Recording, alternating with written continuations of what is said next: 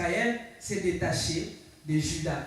Dieu, dans sa fidélité, a dit à David, a promis à David, tu auras toujours une part en Israël, quand bien même que les autres, donc la postérité de David avait péché, mais parce que Dieu a fait la promesse à David, que David va régner à jamais en Israël. Donc Dieu a toujours réservé une partie pour David. Alléluia. Amen. Et cette partie, c'est la maison de Juda. La maison de Juda, d'où la postérité de Jésus-Christ, lorsqu'on chante Bethléem, c'est la plus partie de Juda, mais de toi est né un sauveur. Alléluia. Amen. Ça nous apprend la fidélité de Dieu. Dieu est fidèle. Et Dieu veut nous enseigner aussi la fidélité. Dieu veut nous enseigner l'intégrité. Et pour cela, bien aimé, vous savez, l'infidélité, c'est quelque chose qui peut nous être fatal. Lorsqu'on est infidèle, cela peut nous être fatal. Pour les personnes qui sont mariées, l'infidélité, c'est la mort en fait. Lorsque le mari va dehors, ou la femme va dehors, chose étonnante, quand j'étais petite, je sais que c'était souvent les papas qui avaient soit 2 ou 3 femmes, mais au jour d'aujourd'hui, il y a tellement de choses contre nature qu'il y a aussi des femmes, entre guillemets, mariées, mais qui font aussi l'adultère. Alléluia.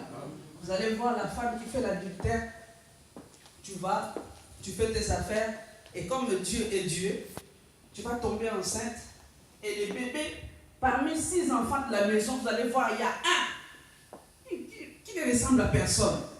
Ni au papa, ni à la maman, ni aux frères et sœurs. Alléluia. Amen. Ça c'est juste une parenthèse, bien aimé, c'est pour parler de l'infidélité et de l'intégrité. Dieu aime la fidélité parce que lui-même, il est fidèle.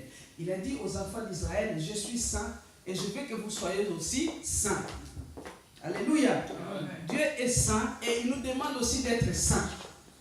Quel est ce père qui a ses enfants et lui-même, il est sérieux et il va apprendre à ses enfants d'être des vagabonds. Je n'en connais pas. Les soucis d'un père ou d'une mère, c'est que ses enfants réussissent un jour. Alléluia. Amen.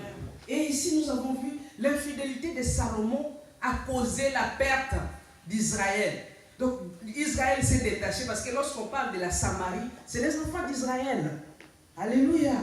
Mais après, par la suite, même lorsque Jésus est venu sur terre, nous connaissons l'histoire de la femme samaritaine qui a dit à Jésus, mais quel rapport y a-t-il entre vous et nous? Moi, je suis samaritaine et toi, tu es juif, donc tu es de Juda. Il n'y a pas de rapport. Mais au départ, c'est les enfants de Jacob. Nous sommes bien d'accord? Au départ, c'est tous les enfants d'Israël ou de Jacob. Mais parce que Salomon a péché, Salomon a marché dans l'infidélité, Salomon a perdu son intégrité, eh bien Dieu a retiré. Bien-aimés, faisons très attention. Tel que nous sommes ici, Dieu nous a dotés tous des dons. Alléluia. Amen. Dieu nous a tous dotés des dons. Mais Dieu peut retirer ces dons-là au profit de quelqu'un d'autre. Lorsqu'on n'est pas intègre. Et lorsque je regarde les émissions, c'est vrai qu'on dit, pour ceux qui ont des dons, des prophéties, pour ceux qui ont des dons et tout, lorsque Dieu donne, il donne. C'est vrai, il ne se répand pas de ses dons.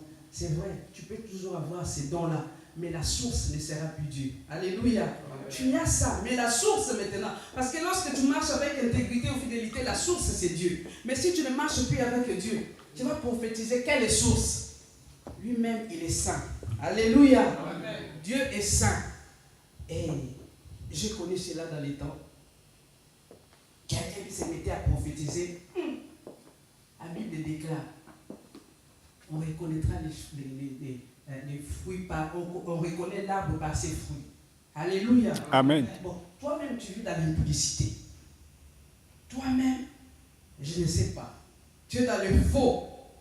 Et tu vas venir prophétiser. Alléluia. Amen. Alléluia. Amen. En tout cas, chez moi, ça ne passe pas. C'est vrai que Dieu parle. Dieu peut parler même aux animaux. Hein? Il a utilisé l'âne de Balaam. Il a utilisé les coqs pour interpeller Pierre. Alléluia. Amen. Ça, c'est l'âne. Ça, c'est les coqs. Mais quelqu'un qui vit dans les mensonges et tout, Commencez à prophétiser. Non, il faut bien. Que le Seigneur nous aide. Ça, c'était juste une parenthèse. Donc, je parle de la fidélité et de l'intégrité. Et donc, pour cela, bien aimé, je disais tout à l'heure, Salomon, à cause de son infidélité, il a perdu beaucoup de choses. Lorsque nous lisons la Bible, nous voyons, il y a un verset qui dit Salomon, même pendant toute sa gloire, n'a pas été revêtu comme les champs, les herbes des champs ou les fleurs qu'on voit. Mais si on compare à Salomon, pourquoi? Parce que Salomon était Bill Gates fois 1000, on va dire. Alléluia. Amen. Nous connaissons tous Bill Gates est riche. Mais Salomon, c'était plus. Que sa renommée s'est répandue partout. Et la reine de Saba, lorsque la reine de Saba est venue voir Salomon, elle a même ramené de l'or, beaucoup de choses. Parce que lui-même, déjà, il était riche. Toi qui aimes te promener avec 0 € dans la poche, ce n'est pas bien. Alléluia. On ne donne qu'à celui qui a. Lorsque j'ai médité ce passage, j'ai dit, hey, Seigneur, donc c'est vrai, lorsque les gens du monde disent, l'argent appelle l'argent. C'est vrai. Salomon était riche. Il ne lui manquait de rien. La table de Salomon, je ne sais pas d'ici jusqu'à Cergy Saint-Christophe, il y avait tous les mets et tous les jours. Tous les jours. Mais lorsque la reine de Saba est venue voir Salomon, elle n'est pas venue main vide. Elle a encore ramené d'autres richesses. Alléluia. Amen. Il ne faut pas laisser ton compte d'aller moins tout le temps. Alléluia. Ça, c'est un conseil d'amis. Je dis, l'argent appelle l'argent. Ça, ce n'est pas dans la Bible, c'est l'homme qui a dit. Mais j'ai médité l'histoire de Salomon. J'ai vu que la richesse de Salomon a attiré encore d'autres richesses. Il ne faut pas aimer tout le temps moins. Même si, que le Seigneur nous aide. Nous allons voir